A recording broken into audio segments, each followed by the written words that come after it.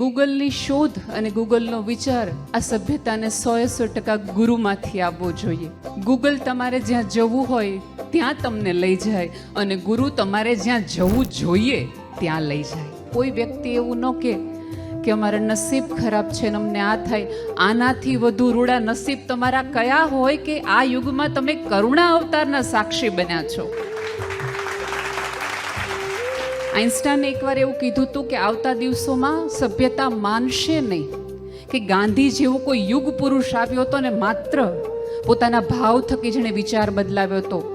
જવાબદારીપૂર્વક કહું છું કે આવતા યુગમાં કોઈ બાળક માનશે નહીં કે એક સફેદ વસ્ત્રમાં એક કરુણા અવતાર એવો આવ્યો હતો કે જેણે ગાયથી લઈ જીવ સુધી, શિવથી લઈ તત્વ સુધી, વૃક્ષથી લઈ અને પાતાળમાં રહેલા નાના જીવ સુધીની જેણે ચિંતા અને ખેવના કરી છે. જ્ઞાનમાંથી પ્રગટેલું જીવન અને જીવનમાંથી પ્રગટેલું જ્ઞાન, આ બેમાં બહુ મોટો ભેદ છે. પ્રયોગશાળામાં બે રસાયણ ભેગા કરો ને તો કશુંક ઉભરી જ આવે, પણ આટલા બધા માણસોને ભેગા કરીને એક રસાયણ અને એક તત્વમાં કેન્દ્રિત કરવું ને, એની માટે તો કોઈ પરમ ઉર્જાની ખેવના જ હોય ને તો થઈ શકે.